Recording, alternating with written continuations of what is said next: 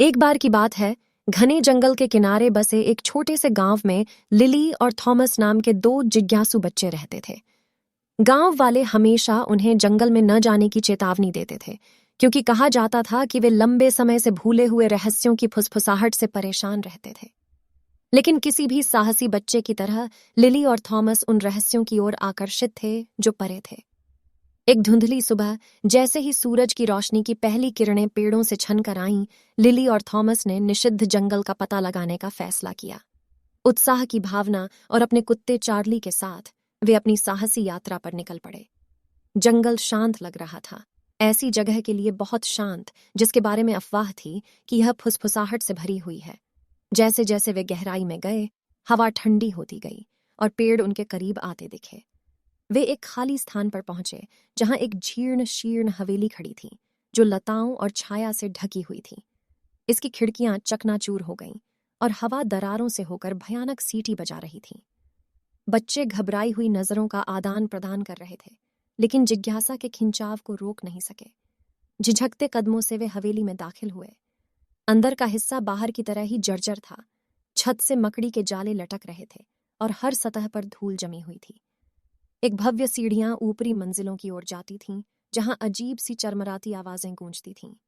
जैसे ही वे सीढ़ियां चढ़े, उनके कदम अतीत की प्रतिध्वनि की तरह धुंधले कदमों के एक और समूह के साथ मिल गए। सीढ़ियों के शीर्ष पर उन्हें एक कमरा मिला जो दूसरों की तुलना में थोड़ा कम जीर्ण शीर्ण था। कमरे के मध्य में एक पुराना अलंकृत दर्पण था। दर्पण की सतह काली और भयावह थी, लेकिन उसके सुनहरे फ्रेम में एक जटिल डिजाइन था जो उन्हें करीब लाता हुआ प्रतीत होता था। लिली और थॉमस इसे देखने के प्रलोभन का विरोध नहीं कर सके। जैसे ही उन्होंने दर्पण में झांका, उनके प्रतिबिंब धुंधले प्रतीत हुए और उनके पीछे छायादार आकृतियों में विलीन हो गए। कमरे में फुसफुसाहटें गूंजने लगीं, जो पहले तो बमुश्किल सुनाई देती थीं, लेकिन हर गुजरते सेकंड के साथ तेज होती गईं। फुसफुसाहटें रहस्यों, दिल के दर्द की कहानियों और खोए हुए सपनों की एक सिम्फनी की तरह थीं, जो सदियों से हवेली की दीवारों के भीतर कैद थीं। लिली और थॉमस ने दूर हटने की कोशिश की, लेकिन एक अदृश्य शक्ति ने उन्हें अपनी जगह पर रोके रखा। फुसफुसाहटें और अधिक तीव्र हो गईं, जिनमें दुख और अफसोस का बोझ था। अचानक कमरा बदलना शुरू हो गया।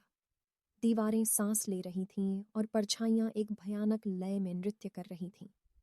बच्चे अब एक दुःस्वप्न में फंस गए थे, जिससे वे बच नहीं सकते थे। जब ऐसा लगा कि सारी आशा खत्म हो गई है, चार्ली, उनका वफादार कुत्ता, जादू को तोड़ते हुए भौंकने और चिल्लाने लगा। उसकी दृढ़ भौंकियां कमरे में गूंज उठीं, जिससे फुसफुसाहटें दब गईं। दर्पण की पकड़ कमजोर हो गई और लिली और थॉमस खुद को उसकी नजरों से दूर करने में कामयाब रहे। वे हवेली से बाहर भागे। चार्ली आगे चल रहा था।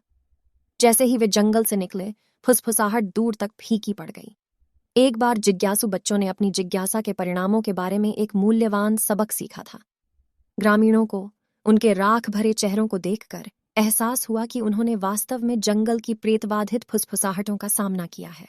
साल बीत गए और हवेली वीरान पड़ी रही। इसके रहस्य इसकी दीवारों के भीतर दफन हो गए। लिली और थॉमस सतर्क वयस्क बन गए।